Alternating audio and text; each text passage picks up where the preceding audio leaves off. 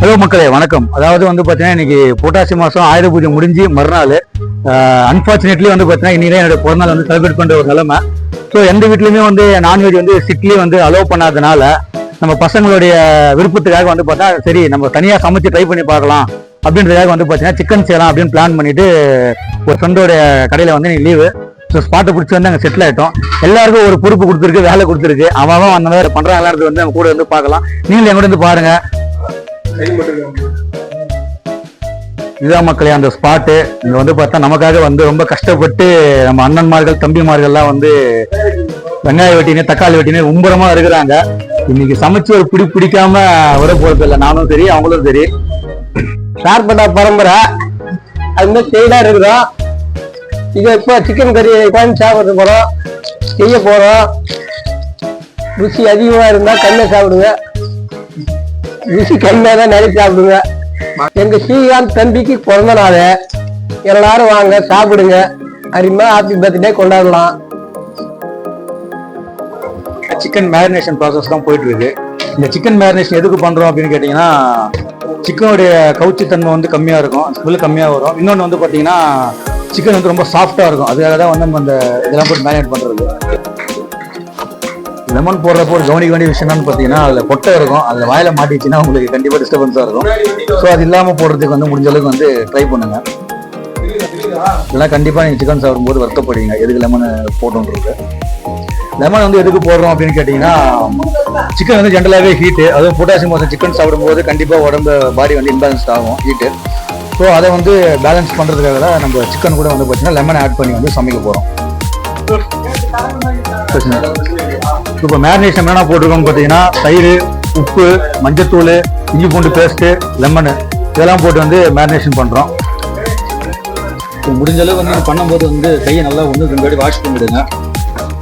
ஏன்னா வந்து நம்ம எந்த அளவுக்கு ஹைஜீனிக்காக சமைக்கிறோமோ அதை வச்சு தான் வந்து சமையலோட டேஸ்ட்டும் நல்லாயிருக்கும், உடம்புக்கு அதுதான் நல்லது. நீங்கள் கொஞ்சம் எதனா அசுத்தமாக நீங்கள் சமைக்க போயிட்டு அப்புறமா அதனால வந்து உங்களுக்கு டைரியா இல்லை வேறு விதமான வந்து உடல் உபாதைகள் ஏற்படுறது நிறையவே வாய்ப்பு இருக்குது.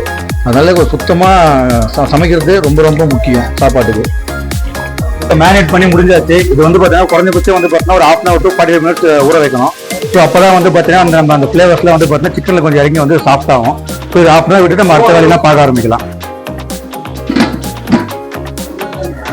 ஸோ நம்ம என்ன செய்ய போகிறோம்னு கேட்டிங்கன்னா, நார்மல் வந்து ஒரு சிக்கன் கிரேவி தான். நம்ம எத்தனை கிலோக்கு பண்ணுறோம் கேட்டிங்கன்னா 4 கிலோ சிக்கனுக்காக தான் நீங்கள் வந்து கிரேவி பண்ண போகிறோம்.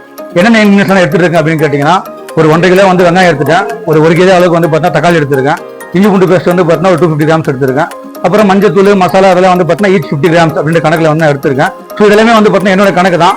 ஸோ இது எந்த டேஸ்ட்டாக வரும்னு எனக்கு தெரியல. ஸோ நான் சமைச்சு கூட வந்து பாருங்கள், சமைச்சு டேஸ்ட் பண்ணி பார்ப்போம் நல்லா வருது என்னன்னு சொல்லிட்டு. நல்லா வருதோ வரலையோ நான் 4 கிலோ சிக்கன் கண்டிப்பாக சாப்பிட தான் போகிறோம்.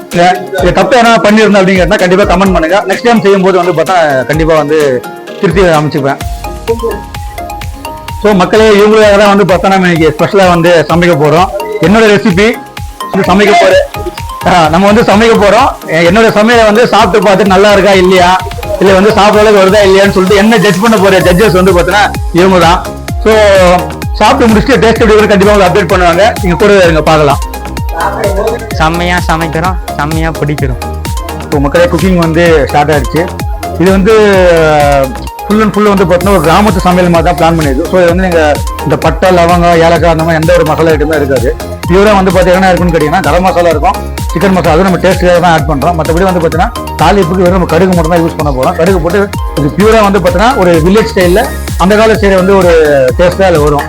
ஸோ இது வந்து ஒரு ரஸ்டிக்கான ஒரு ராவான ஒரு சிக்கனாக தான் அது இருக்கும். டான்ஸிங் செஃப் மாதிரி தம்பி, டான்ஸிங் செஃப் மாதிரி பண்ணலாம். ஒன்று நமக்கு டான்ஸ் ஒழுங்காக வரணும், இல்லை சமையல் ஒழுங்காக வரணும். நமக்கு ரெண்டுமே சரியாக வராது. அப்புறம் நான் சமைக்கிறதுக்கு கோதை விட்டு உங்கள் எல்லா கிட்ட திட்டு என்னால் வாங்க முடியாது.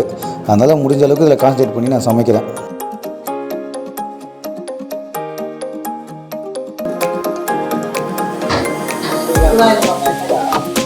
ஸ்ரீகாந்த் பர்த்டே வச்சு எல்லாரும் சமைச்சு சாப்பிட போறோம். அதுவும் கறி சாப்பாடு. எல்லாரும் வாங்க சாப்பிடலாம்.